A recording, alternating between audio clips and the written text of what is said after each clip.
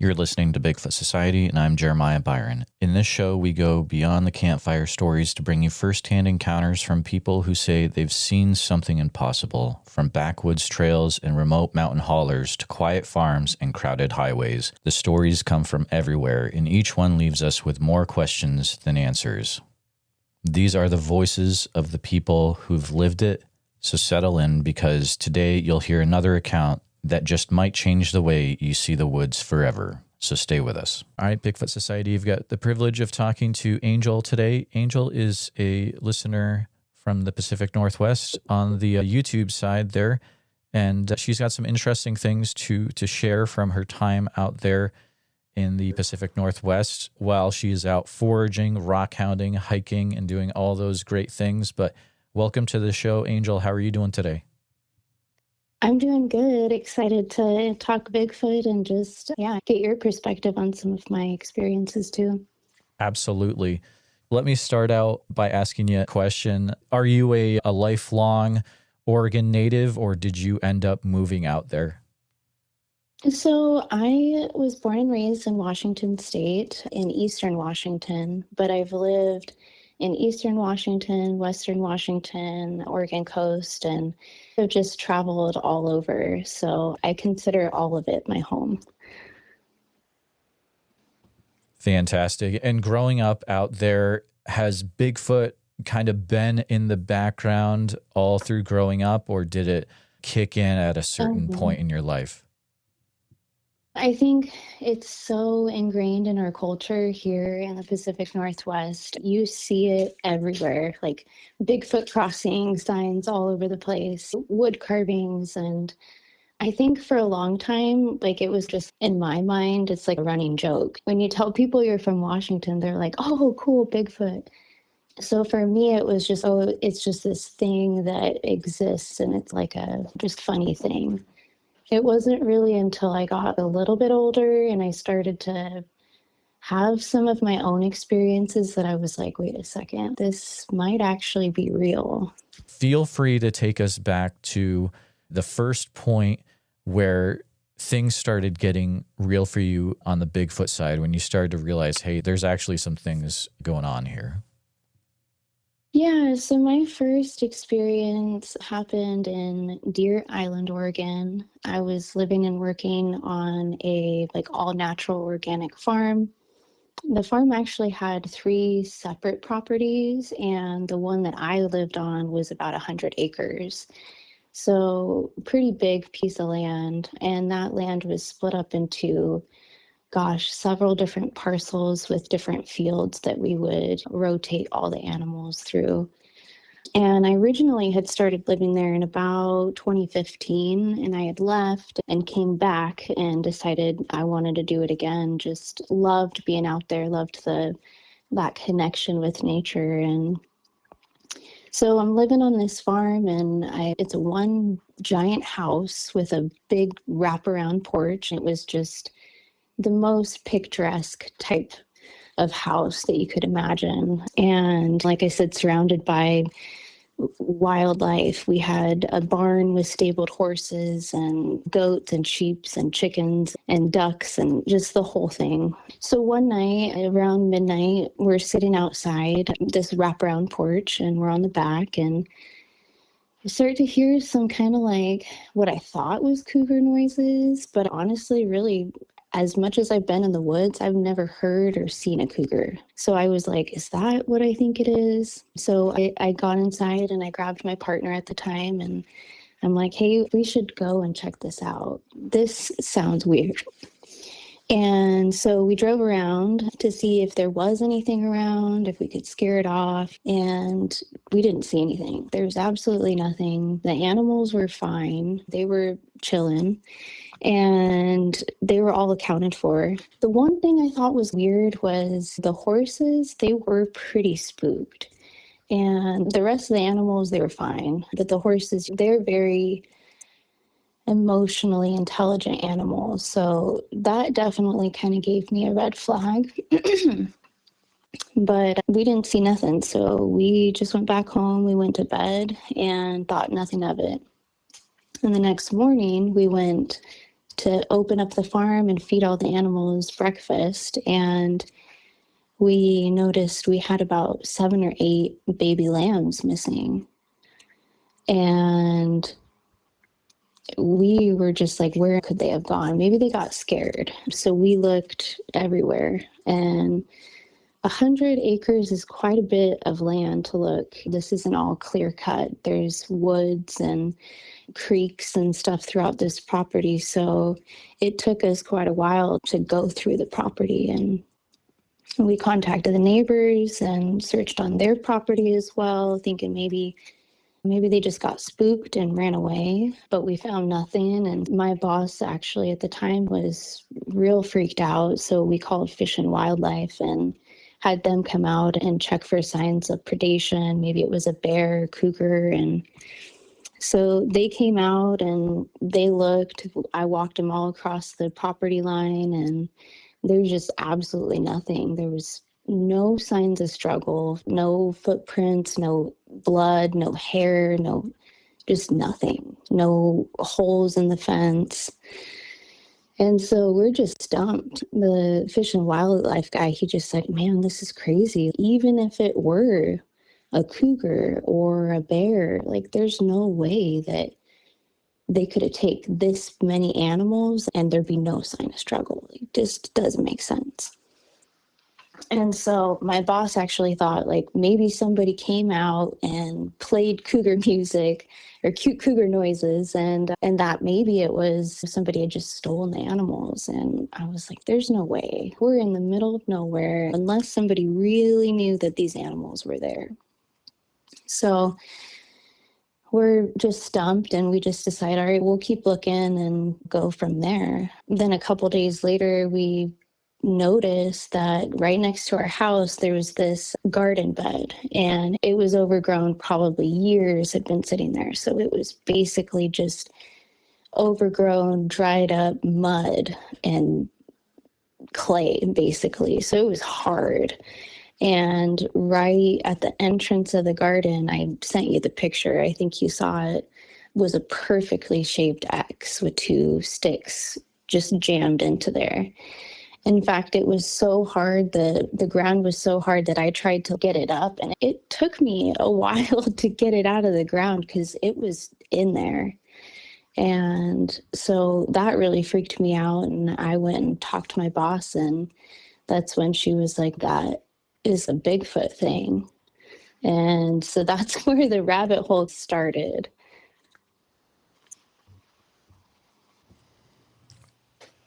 It's extremely weird. I definitely have a few questions for you about this first story.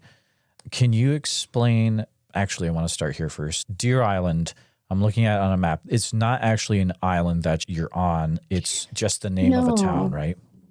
It's just the name of a town. It's actually about 15 miles away from Rainier, Oregon, which I know you've done several videos. In fact, I went and looked on the map to try to find some of the places that you've been talking about. And in fact, they're pretty close. Absolutely. And the thing is that the area that I have talked to the gentleman about Rainier is south a little bit of Rainier, up in the hills, I believe. So that makes it even closer to Deer Island. And there's other things going on in those hills that really, these are things that I've been told offline, but I can say there's other things going on in this area of, I would say, Rainier, Deer Island, over to Vernonia. Mist has been brought up before. There was a researcher named Henry Franzoni that it was his thinking that there was a lot of underground activity with Bigfoot and other things over in the Mist area, which is west. There's all that forest there. So there's definitely some things going on in this area by the Columbia River. Now, you said that there were some interesting cougar noises going on. Can you explain the type of noises you heard? Because there's many different sounds that a cougar can make. I think what I first originally heard sounded like the noises of, they say cougar makes a baby noise, like a baby crying kind of noise. So that was the first noise that I heard. But then after I heard that noise, because it freaked me out, I was like, what is that? I had never heard that before. And so I had gone inside and was like, hey, it sounds like a baby crying, like outside. And my partner was like, oh, that's a cougar. And so I had him come outside with me and we listened, and it turned from that cry to more of like a growl, but it was very deep. And so I was freaked out because we were on the porch and you really couldn't see from beyond the porch, maybe but 5 feet, and it was just pitch black. And so I was like, all right, let's go. Let's get in the car. Let's get our gun. I don't feel safe just being right here. I don't blame you. And probably from your research, you've also found that baby crying noises or baby cries, that's a thing that's also reported with Bigfoot encounters as well, especially out there in the Pacific Northwest and Southeast Alaska as well. A lot of people will say, I started to hear these baby cry noises. Sometimes it's almost like people are getting lured into the woods, things like that. So I can see definitely how you guys were freaked out, especially if that changed into a growling noise for sure. The other thing that's really interesting about this 100-acre farm area is that you have horses on there, and horses are a thing where it definitely can attract Bigfoot to the area. During your time there, did you ever notice anything weird or out of the ordinary with the horses? Let's say it that way. There was one particular horse who all of the horses were very affectionate. I got very close with all of the horses, but there was one that was particularly always antsy around dinner time, and we would start at the property that we lived at, and we would start closing and feeding them food at night. So we would start there and we would make our way to the other properties, and by the time we got done it would be dark. So there was one that particularly at night, he would just be so nervous. He did not want to go into his stall. Any other time he was fine, but at night he did not want to go into his stall, and his stall was the furthest one that was like facing the rest of the property. So the barn was, and the house was at the front of this 100 acres. And then the rest of the property went straight backwards. So you have a couple other fields on either side, and then some trees and a creek, and then a couple hills, and then another big giant field. Excuse me.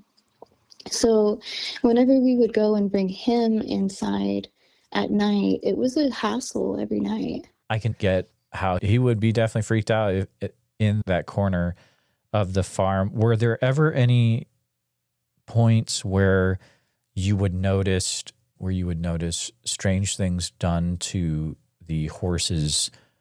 I guess you would say mane or hair there. Anything weird done to that? No, but I will say that we had like all of the horses, like tack and stuff was on the opposite side. And except for we would hook the harnesses in the entrance, and there would be multiple times where where the entrance was and where the stalls started was so far, like there's no way the horses could have knocked it down. But we would come in and they would be, all of them, like all 6 of the harnesses would be on the floor. So I don't know what could have done that. I think at the time, I just chopped everything up too. It's a farm, like just things happen. Absolutely. That's weird, but I can definitely get what you're saying there. And also to ask about this area, were there any stories or anything you experienced about other strange things that would happen on the farm? Things not necessarily related to Bigfoot, but maybe lights or voices or anything of that nature? No, not that I can really think of. No. Gotcha. And so this was really your first kind of on ramp into the Bigfoot activity and realizing, okay, we got something going on out here. It's a little weird. So then after this, how did this affect the rest of your life or the time of your life immediately after? Did you start really looking into Bigfoot related things or kind of forget about it and come back later? Or?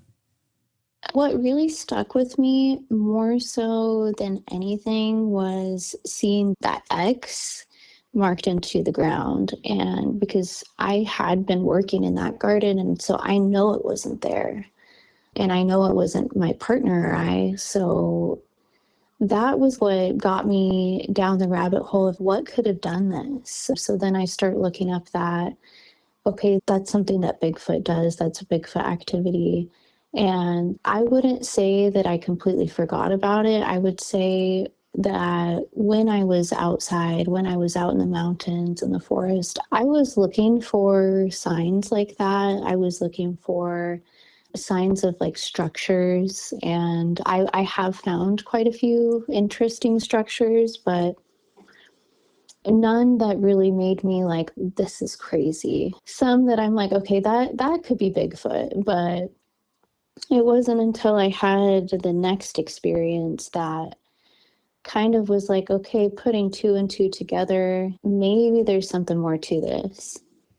Absolutely. Your eyes are starting to get open a little bit. It sounds, feel free to share what happened next in your journey. My next experience happened near the Olympic Forest, or I guess Olympic Forest, and out towards the Hamma Hamma River area. I had gone out there with a couple of my girlfriends, and we had gone hiking and fishing, and we had just found a ton of berries, all kinds of berries, huckleberries, blackberries, you name it. And so we just decided, all right, let's come back here before the summer ends and we'll get a bunch of berries and we'll make a bunch of jam. And so about a week later, after we had gone on this camping trip, it was three of us girls, I had decided, all right, time's ticking and I need to get out there if I want to make this jam. So I ended up driving out there, out to the Hamma Hamma River, and was going picking some berries, and just, man, it was getting late, but I was on a roll, and was about to be dusk, but it was still about light enough for me to be able to see what I was doing. And I had been out there quite a few times, so I wasn't scared. I was pretty close to my car. I had my pistol on me, so I wasn't like scared or anything, but I figured, all right, it's probably time I should probably head back. So I had made my way like up along the road and down the riverbank, and was getting about ready to leave, but I stopped at this little pull out on the road that had right before a bridge. So it was like this little area right by the river. It was just an awesome spot, and the sun's going down and you can just smell all the beautiful smells. It was just amazing. And so I jumped out and grabbed my bucket and just started picking berries. And at some point I heard some splashing, and I was close to the river, so I just thought, all right, yeah, it might be just some fish or rapids or something. So I was probably there for about 20 minutes, and the whole time, like I said, I wasn't really scared, but I did feel like I was being watched. And I felt like I was in the Truman Show. I was like, man, somebody's watching me. And so I end up getting into my car. And when I get into my car, I turn my car on and my lights flash, and my lights are flashing like directly into the river. And sitting in the middle of this river was this just huge black thing. And I could tell that it was some kind of animal because it was moving. It wasn't still. It was big and it was black and it was hairy all over.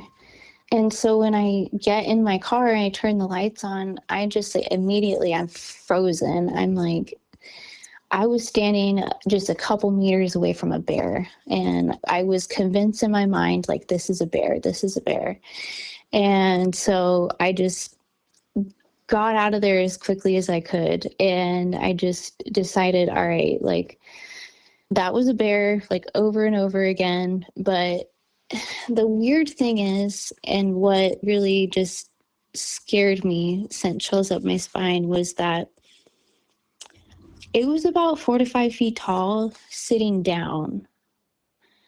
Now, crouched down, not like a bear would crouch, like it was squatting, like a human would squat. And I have seen bears in the wild. I've seen a lot of bears, and I've never seen a bear crouch down like that.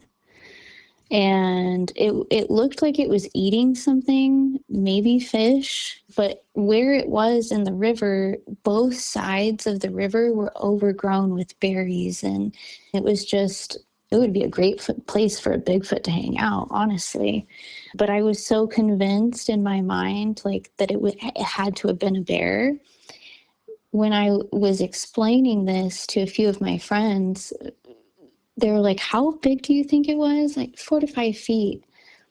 That sounds pretty big for a bear if it was crouched down. Most black bears around here, we have black bears and grizzly bears in Washington state, and mostly grizzlies on the eastern part of the state. So the majority of what you're going to get is a black bear, maybe 1 to 300 pounds. This thing was definitely bigger than that. That's incredible. How far away from you would you say it was? When I was picking blackberries, I was probably 2 meters, 6 feet. But you were 6 feet away from it. But I didn't know it was there. Oh.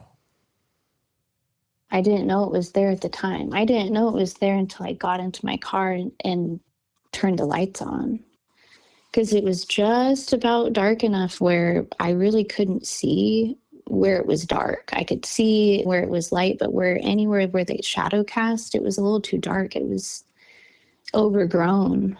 And it wasn't until I got into the car that I realized, like, I was just so close to this thing. Absolutely. When you're in the car, how far away would you estimate that was? Maybe about 12 feet. Okay, wow. You mentioned it was about 4 to 5 feet tall, sitting down, I would imagine, on a rock, something like that. How wide across would you say it was? Oh, I mean, at least 3 feet across. It was broad. How long do you think you were able to see it for?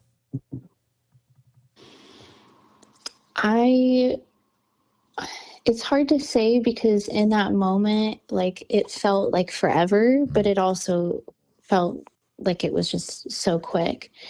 The animal did not move. When I saw it, it didn't move. I was the one who freaked out and drove away. The whole time, it seemed very, like, relaxed. Like, it wasn't in any harm, or it wasn't, like, on alert at all. What were the main things that showed you that it was relaxed? Were there any specific things, or it was just nonchalant? It felt like it was like he was sitting in the middle of the river on top of some rocks, because there was a little bit of a rapid area, and it was like he was crouched down with one of his legs hanging down, like off of the rock, like a human would sit. And it was like I say he, but who knows, right? I don't want to assume. But the creature reaches down and he reaches down and then puts it in his mouth. So it was like he was just having a snack.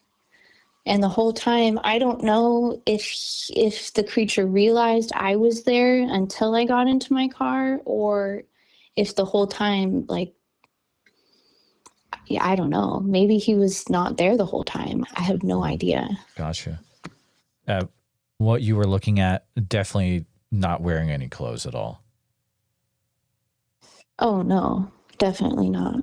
Gotcha. It was definitely hair, but it was like, why I thought it was a bear was because it was so hairy that I was like, I don't know what else is this hairy. Logically, in my mind, thinking about cryptids or anything like that, just logically, what's to the known world, I think is where my mind went, was just trying to make sense of it. What color would you say the hair was that you could see? It was very dark, but mind you, it was also dark outside. So what I saw, it looked black, but it could have been dark brown. Gotcha. And what year would you say this probably was? This happened in 2021. Okay. Summer of 2021. Yeah. From what you could see, could you get a sense for the build of it at all? Was it more lean? Was it more muscular? Could you see anything like that? I couldn't see like definition. I would say that it was, like I said, I've seen bears in the wild and I've never seen a bear that looked this big. So it was pretty large. Gotcha. Have you been to a zoo and seen a large ape sitting down, like a gorilla sitting down, or a video of that? Yeah, I guess probably. I can imagine it in my mind. Is it similar? Is that similar to what you saw, or was it different in some ways? I would say I would say it was similar. If I didn't know any better, I which I don't. It I would say it was similar, although like I've never thought about it. Gotcha. The time that you were able to look at it, were you able to see any parts of the face or the head at all? I was able to see, I couldn't make out the face, but I was able to see the shape of the head. And the head was more oblong than I feel like a bear's head is. Okay, gotcha. So not so much a rounded head, but maybe a taper shape at the top, or it's got like a crest to it, maybe. Yeah, I would say definitely like bigger at the top and then going down, Gotcha. but definitely not like you said, like a bear's head. You think of it as more of that round shape. Did you notice anything out of the ordinary about its arms or its hands that you could see? I couldn't see like much detail, but I did see it reaching into the water and then bringing that back up to its face and putting something in its mouth. And from where I was standing, obviously this is a couple years ago, and when you think back on things, it's hard to really picture it, but it didn't necessarily look like claws, like the hands or the paws or whatever, they were pretty big. How big would you be able to estimate how wide across the hands were? Much bigger than humans or human size, or?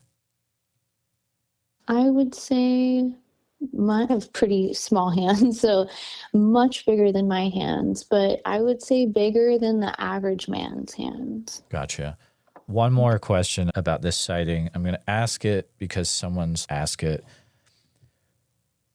You mentioned you really didn't see much about the face, but when you saw it bring something up to its mouth, at any point were you able to see any details about the mouth or the teeth? No, but I will say what I could see is a little bit of like the movement of how it was chewing. And it seemed to be more like how a human would chew than how like a bear would just tear it open and or swallow it whole. But it was like actually chewing, you could see. That's really cool. Yeah, I totally get it. Yep. So it's not like tearing something, just Right. like you could fit in at a dinner table, or it could fit in at a dinner table and not look weird the way it was. Yeah. Yeah. It was like I said, like it felt in that moment like this animal, bear, creature, whatever it was, like didn't mind that I was there.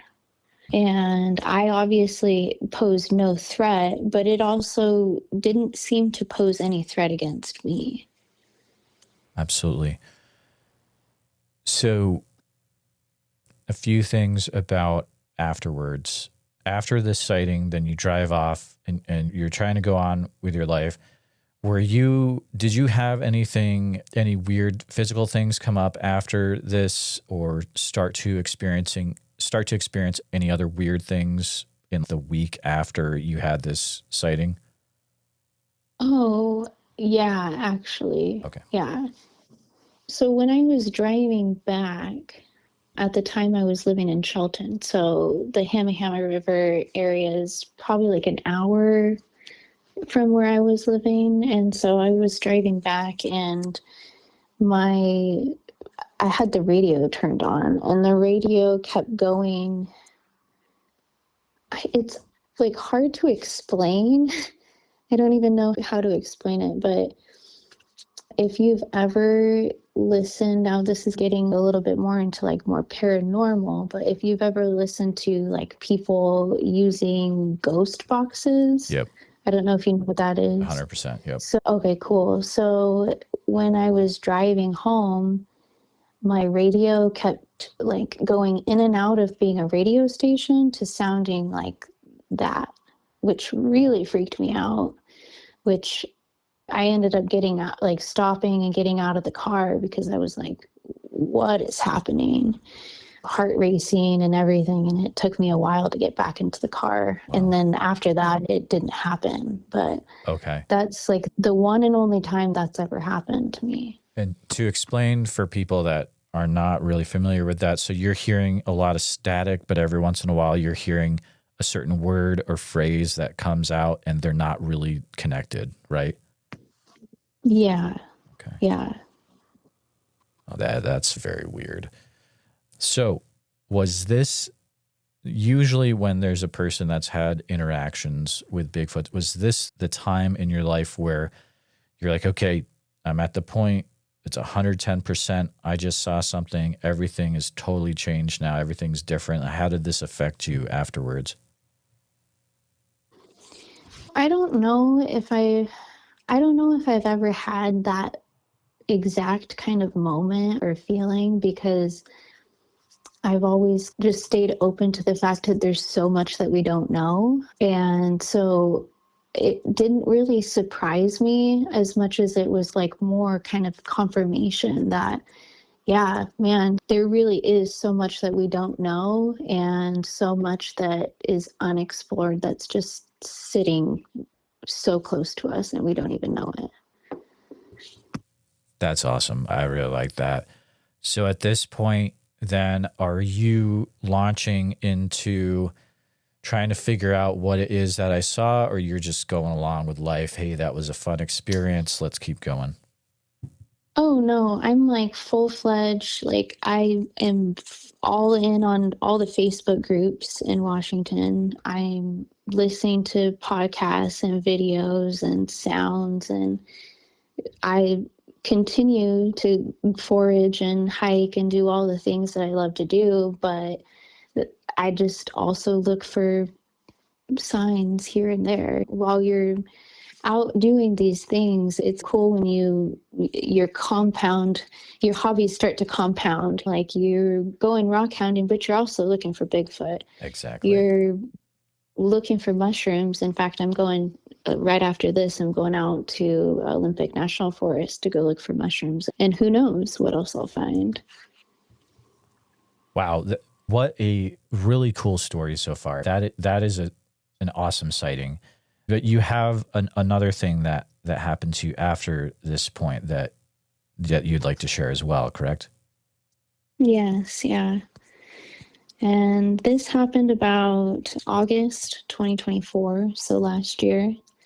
Now, I knew a lot about Bigfoot, but I honestly didn't really know a ton about Oak Ridge. So I didn't know at the time how close I was to Oak Ridge. I didn't even know how big of a hotspot it was.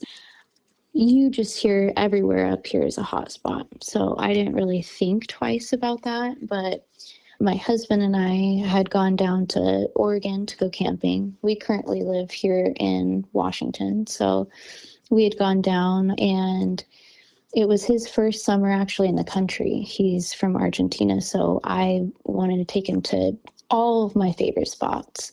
So I was taking him all over Washington, all over Oregon, and I wanted to go take him to the Terwilliger Hot Springs and explore around Blue River Lake and just get like a different perspective of the Pacific Northwest. We just wanted to hike and take some cool pictures. He's a photographer, so we just enjoy getting out. And so we drive down there. We're about 7 hours in. We didn't know at the time that there's a wildfire that was right where we wanted to camp.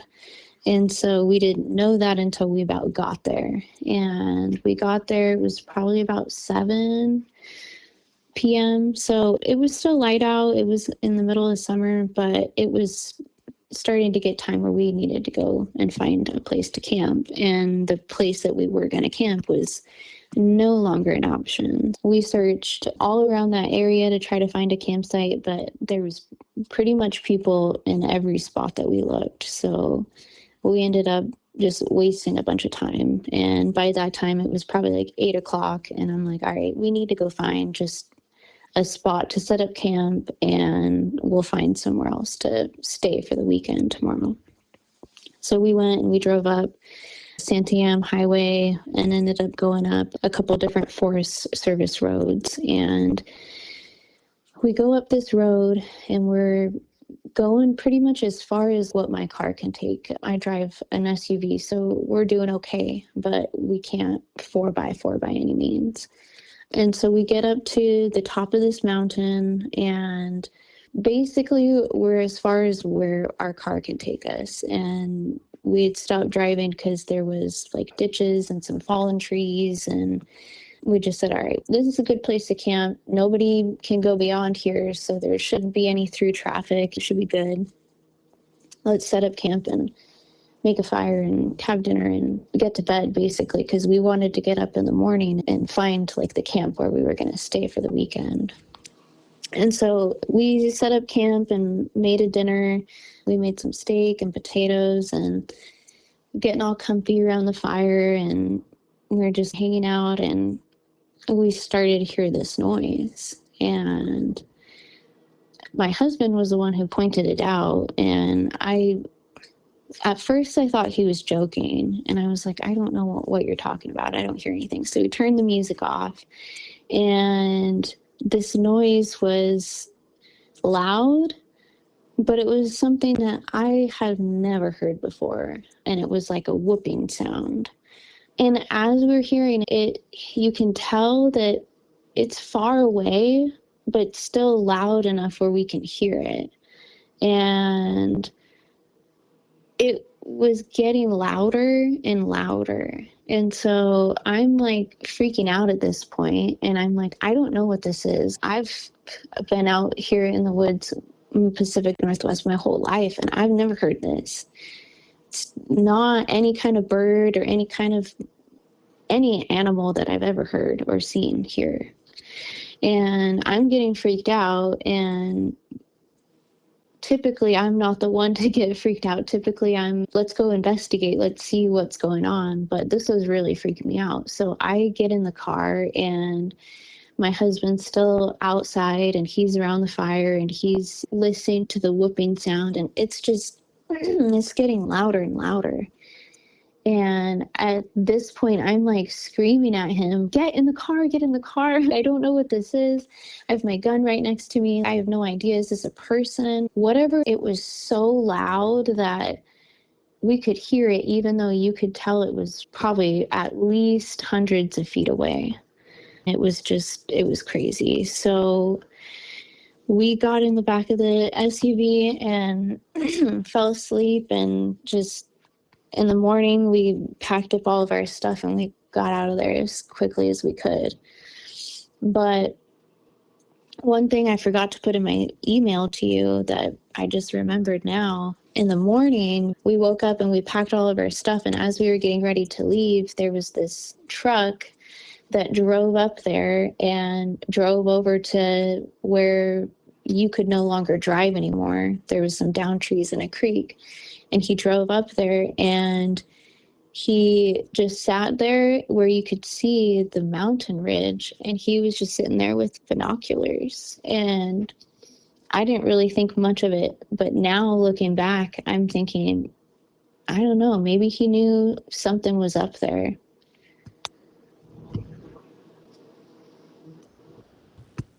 That had to have been an extremely stressful situation. My goodness, that area is wild. So you are the Santiam Highway. That's up by Sweet Home and Cascadia. Let me look at the map because I've got it marked here. I was off of National Forest Road 2672. So I believe that it's close to there. Sweet Home. Actually, yeah, closer to Highway 126. So right there by, let's say, Clear Lake. Oh, yeah. And Sahalie Falls. So right up there in those mountains, if you look at where Sahalie Falls is, and you just look to the left of there, you can see a mountain range there. We were right there. Okay, so you're left. So if you continue to go west of Sahalie Falls, that's the area you were. Yeah, exactly. Okay, I've driven that, and that's extremely wild. My goodness. And Clear Lake has stuff going on. Fish Lake has stuff going on. That whole area is just pretty wild. Wow. I'm not surprised that you're having stuff going on, especially when you have those fires, which I believe the fire you're talking about, was that south of you guys down like Belknap Springs? Yeah. Area maybe? Exactly. Yeah, I know exactly what you're talking about. Okay. Interesting. And at the time, I didn't know how close Oak Ridge was, or like I said, how just renowned it is for Bigfoot sightings. And it wasn't until I was listening to a couple of your podcasts and wait a second, that is pretty close to where we were. And some of these experiences are pretty similar. Oh, 100%. And the thing about this Willamette National Forest area is literally you can just throw a dart at a map and it would be like, that's the area. That going from really the whole Cascades going all the way up to Mount Hood. And then you go all the way down to Odell Lake, but then you keep going and everything is just Bigfoot encounters. I'm looking at my map on BigfootSocietyPodcast.com, and it's just so many experiences in that area. When you said you heard a whoop, you heard multiple whoops, very loud, very close. Have you ever tried to find sounds that are similar to that, or listen to things like a gibbon in the zoo and been like, oh, it sounds like that, but not? Oh, absolutely. That was the first thing I did as soon as we got reception, actually, was I looked up like all the animals in that area, and I started one by one listening to their calls, and as many as I could find, at least on YouTube. And it wasn't until I was listening to some Bigfoot videos of some sounds, and I think I sent you one of the videos there, but it was the Sierra Nevada video of the whooping that I was like, man, that is exactly what we heard, and like nothing can convince me otherwise. Like, that is the same animal. That's incredible. You mentioned that, so you ended up both going to sleep in the back of the truck or the SUV afterwards. Was it hard to get to sleep, or was it a thing where you guys were able to get to sleep pretty quickly? I think my husband knocked out pretty quickly.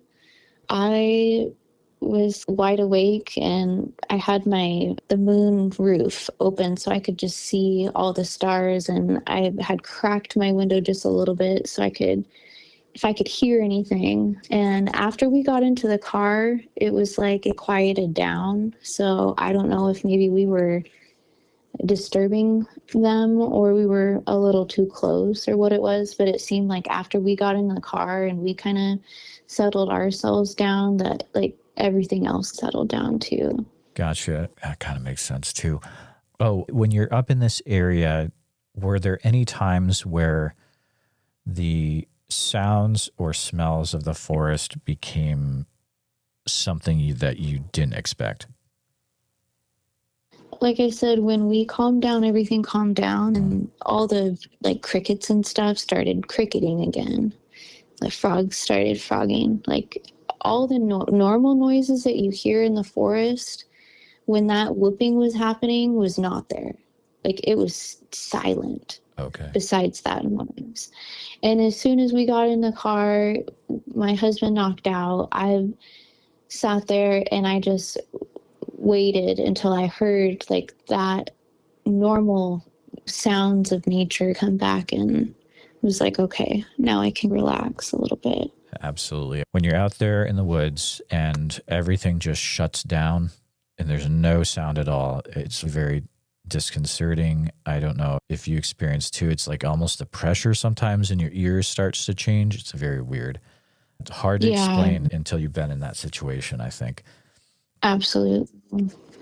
Your husband, of course, is not here, but how did he take the whole experience, especially being from Argentina? And this is his first time going into different places like this in the Pacific Northwest. And then you first times and you experience something like this. Like, how did that affect him?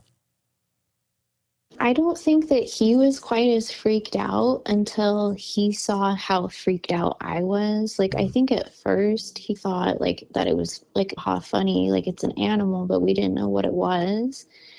But then when he saw the way that I reacted, because he knows like I am very used to being in the woods, and I'm very used to being in the woods alone. A lot of times I go out hiking, foraging, sometimes with people, but a lot of times it's alone. And so the way that he saw me react, I think told him like, okay, I need to get in the car. Like this is something serious.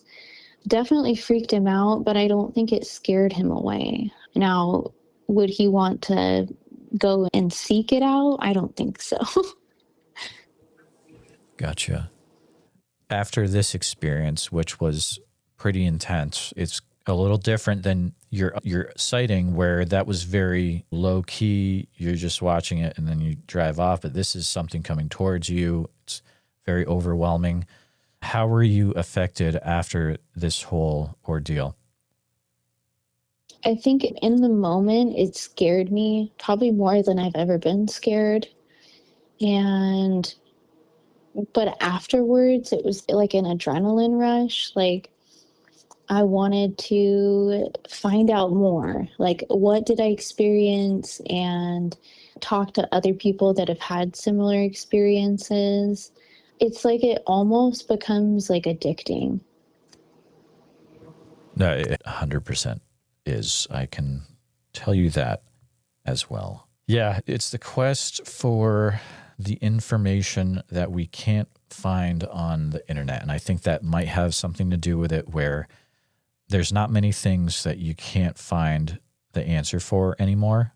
And when you have those things like Bigfoot or other cryptids, but Bigfoot is a big one, it gets so addictive because then you're like, oh, we can look at this dot on the map here and this dot on the map here. There's probably more things going on here. Let's check it out. Have you gotten then to the point where you're like going out looking yourself, or it's just as you go out, look for mushrooms and foraging, it's right there in the back of your mind and you're prepared for things to happen? Yeah, I think that it's always right there. I think that especially when you go into the woods, especially by yourself, I think you always have to be prepared for whatever is going to happen. But there's also, I think, a sense of like calm in being in nature that, at least from my experience, I'm a 5'1", 110-pound girl, so I'm not a threat. And I feel that energy whenever I have had these experiences, that like that they don't see me as a threat. So there's a little bit more like trust, if that makes sense. Absolutely. I agree with you on that. And also, I could say I know that there are at least situations I've been in where if there are females present, especially certain types of females, there can be way more activity. It's very Yeah. interesting. So I think that female presence, but also maybe a certain type, and I don't know if I can go into any more than that, but it does seem to attract activity and curiosity, which is very interesting, and hopefully one of those things that can be studied one day. But yeah, Angel, what a fascinating conversation. Thank you for coming on the show and for sharing what you've experienced up there in Washington and Oregon over the years. And I just want to make sure Absolutely. that you were able to share everything that you had come prepared to share today. Something that I just, as we're talking about this and things are just coming to my mind, is it's almost like things come full circle and it's, oh, Mhm. okay, that makes sense. That makes sense. I just remembered when I was a little girl. Now, my dad, he grew up in the 60s and the 70s and was a big part of the music scene, and sex, drugs, and rock and roll was the thing. But my dad was also an avid just outdoorsman, hunter, fisher, hiker, all the things.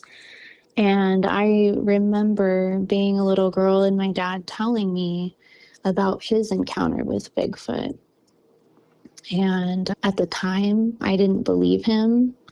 But as I've had these experiences, now my dad's passed away about 10 years ago, but as I've had these experiences, it's almost been like a, I told you. So it's just ironic how kind of full circle this all is, of being told that as a little kid and not necessarily believing, but then actually going out and having these experiences for yourself without necessarily really trying.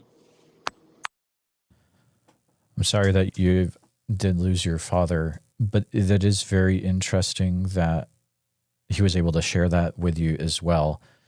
So he was able to have an actual sighting. Is that anything you'd be able to share? Not to be super forward about it, but Yeah, I can share with you what I remember of the story, of course. Like I said, this was told to me probably 25 years ago, but my dad and his best friend were out in the Gifford Pinchot National Forest, mm-hmm. and they were camping, and they had gone to bed. And my dad and his best friend, like I said, they were definitely in the music scene. They were definitely partying. And I think this is why I thought you're making this up, because I was like, you're probably smoking the wacky tobacco or doing something crazy. But they started hearing some like strange noises. So they got up and they saw a creature standing at the edge of the tree line where their campsite was. And they got back in their tent and were scared. And that was the story that I can really remember. But I know that it was in that Gifford Pinchot National Forest, and I know that there's quite a bit of activity there too. Oh, absolutely. Gifford Pinchot, that could be anywhere from Mount St. Helens over to Mount Adams and everywhere in between. Definitely closer to that Mount St. Helens area. That makes perfect sense then.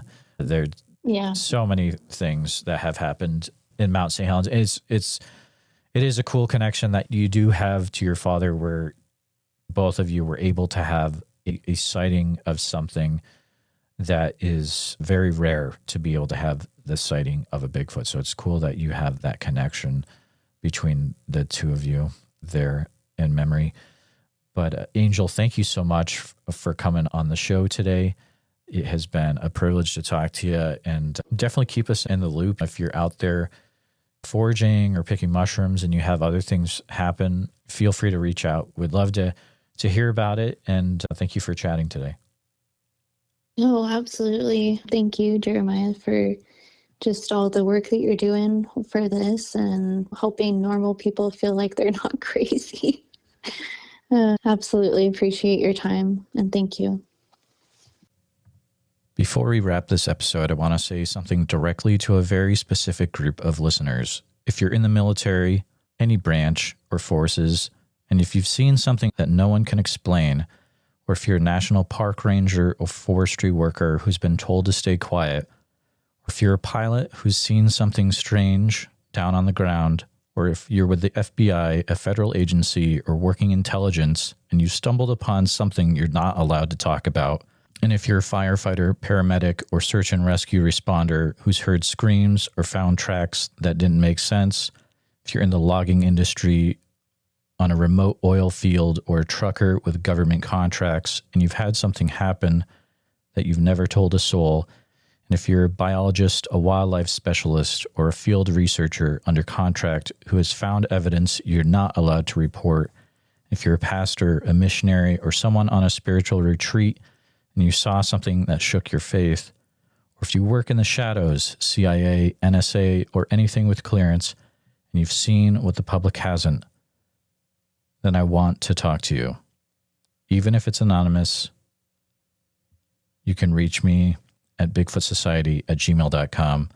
The world needs to hear what you've been forced to carry alone, and you're not alone. You've got the story. We've got the mic. See you in the woods.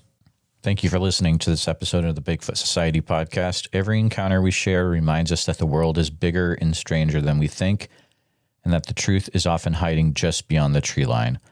If you enjoyed this episode, please be sure to subscribe to the channel on YouTube, hit the bell so you don't miss the next episode, and share this with a friend who's into mysteries, monsters, or the unexplained. And if you're listening to us on Spotify or Apple Podcast, please follow the show there and leave us a 5-star positive review, because all that helps more people discover the show. And remember, if you or someone you know has had a Bigfoot sighting, please, I'd love to hear from you. So email me at bigfootsociety@gmail.com and let's start the conversation. If you haven't gotten a chance yet, check out our membership community over at www.bigfootsocietypodcast.com. And that's where you can hear tomorrow's episode today, early and ad-free, and members-only episodes every week. Also, it's a place to connect with other people that are into the Bigfoot subject as much as you are. Thanks again for following along with the Bigfoot Society. Until next time, keep your eyes open, trust your gut, and never stop asking what else might be out there. And see you in the woods.